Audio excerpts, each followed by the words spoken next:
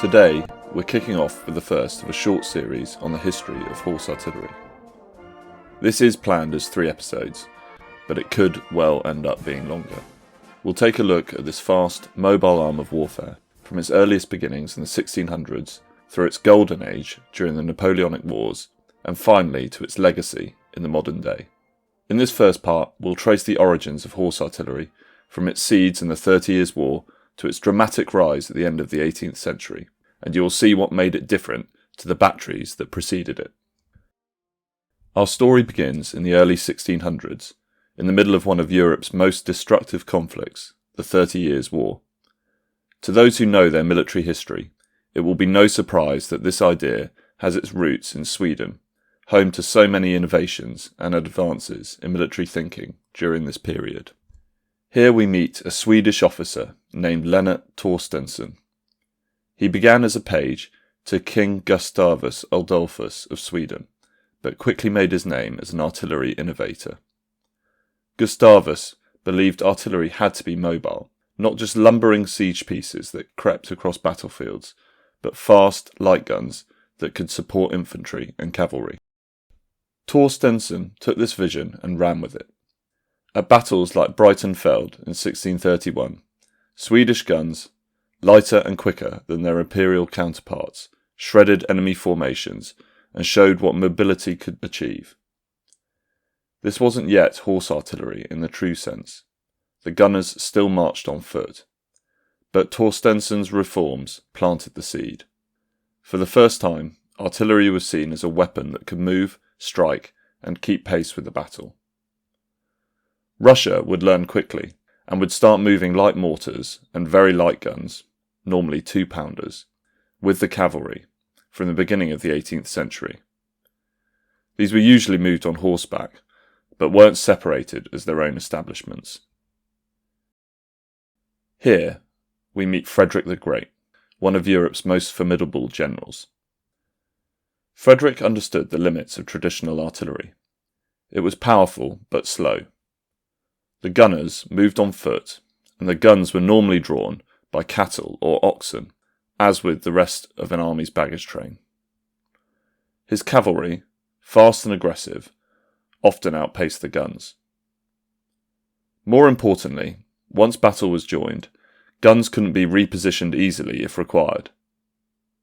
He had also seen and felt firsthand the impact of the small number of Russian light guns that moved with the cavalry. The final proof was seen firsthand. Colonel Karl Frederick von Müller was one of Frederick's most daring artillery officers. Von Müller had already impressed the king with bold, independent use of guns, most famously at the battles of Lovochitze and Rosbach. Under his leadership, horse artillery gave Prussia a new weapon: fast, flexible firepower that could decide battle in minutes. Nowhere was this more clearly demonstrated than at the Battle of Zorndorf in 1758, in which von Müller's formed horse artillery moved around the battlefield throughout the afternoon, appearing wherever was required and wreaking havoc amongst the Russian infantry. So in 1759, Frederick the Great created the first formal horse artillery battery. This battery used light 6-pounder cannons, which traded weight of shot and range for speed. Crucially, the gunners themselves were mounted. Now the entire unit could gallop into position, unlimber in moments, and unleash a storm of fire. This battery would be wiped out and reformed twice in its first year, at the battles of Kunersdorf and Maxen, but it proved successful, and would be grown rapidly.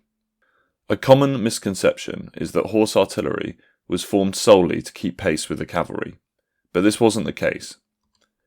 It was clear to these intrepid leaders that an artillery arm that could move around the battlefield and bring fire to bear from a new position quickly would give the upper hand to its army, and so it had been proven. The setup that would soon spread across Europe was laid out in Prussia. The 6-pounder gun was chosen as the ideal piece: fast, light, and powerful enough to do serious damage. The French later toyed with lighter 4-pounders and heavier 8-pounders, but neither were practical. The 6-pounder struck the perfect balance. To move it, you needed a team of 6 horses in 3 pairs. A heavier gun could require 8 horses, which became far harder to control in battle. A typical detachment looked like this. Each near-side horse was ridden by a driver, who controlled both his mount and the horse alongside with reins and whip. 2 gunners rode on the limber, giving rise to the term limber gunners. Up to 8 more gunners rode alongside, led by a number 1 in the British vernacular, usually a sergeant. An ammunition wagon followed, moving in the same way, either accompanying the gun or travelling independently if needed. What really set this new unit apart was the level of training required of its soldiers and officers. These were the most well-trained soldiers of the age, and would normally be selected for these roles.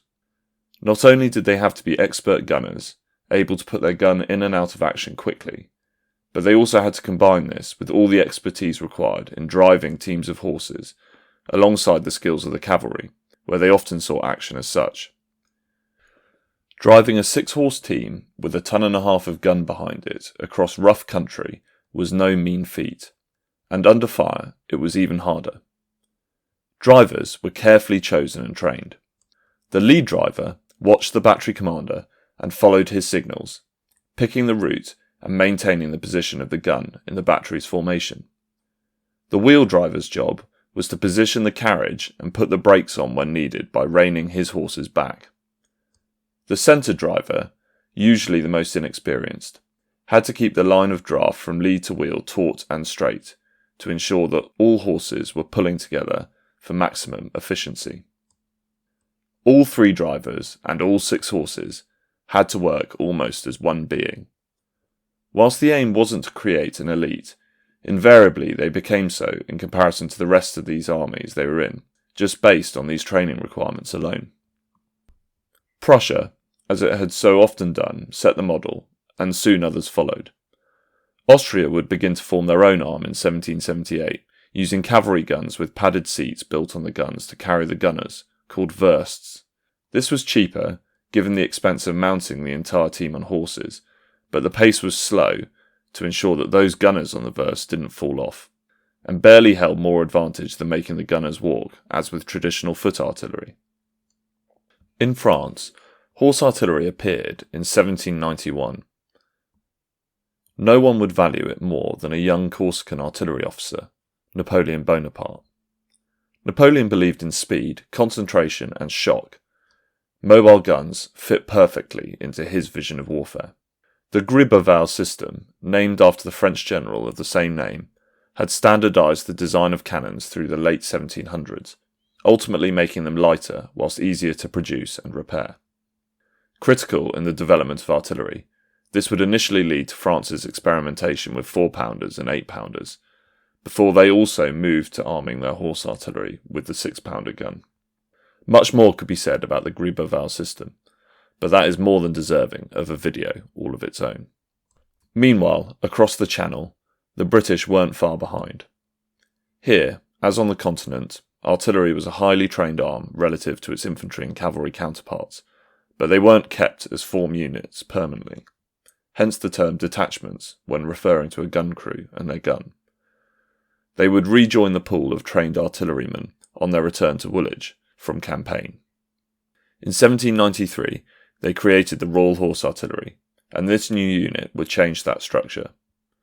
Key to this development was the then Master General of the Ordnance, Charles, the 3rd Duke of Richmond and Lennox. He had served as an infantry officer before returning to civilian life, and his eventual political appointment within the cabinet. Britain had always had a very conservative army, distrusting change in a way that was embraced in Sweden, Prussia and France. Indeed, the Duke of Wellington was strictly against the creation of the Royal Horse Artillery, and in 1797 was still writing it off as impracticable. However, with the Duke of Richmond's personal interest and patronage, the Royal Horse Artillery was protected and ensured its success. Initially, 2 troops were raised, A and B troops, and many more would follow. The mixing of officers and soldiers between the old Royal Artillery and this new formation would prove critical to the development of Britain's artillery as a whole over the next 100 years, exemplified by the number of early battery commanders who would go on to hold senior rank in the British Army. Indeed, the first 4 commanders of these original 4 troops would all rise to starred rank. The subalterns who followed them would be even more successful, but we will look at that in our next video. Across Europe, these changes were being made. Denmark, Sweden, Russia, Portugal and the Dutch Republic would all develop their own equivalents through the 1790s, so, by the dawn of the 19th century, horse artillery had become an essential part of every major European army. The stage was set. From Lennart Torstenson's Swedish experiments, through Frederick the Great's Prussian innovation, to the French Revolution and the founding of Britain's Royal Horse Artillery, horse artillery had evolved from an idea into a decisive battlefield arm. And just in time, because a new era of warfare was about to dawn, one dominated by the thunder of hooves and the roar of cannons. In the next episode, we'll cover the golden age of horse artillery, that period found during the Napoleonic Wars. From Austerlitz to Borodino to Waterloo, we'll see how horse artillery became the kingmaker of this battlefield. It's also become clear to me in making this video that I'll invariably have to produce a video with a bit more focus on the Royal Horse Artillery, a close love shining through. But please do throw more suggestions for topics to cover in the comments. Thank you for watching, and please like if you enjoyed, and subscribe if you want to be kept aware of the next videos. Until then, this has been the Ardent Gunner.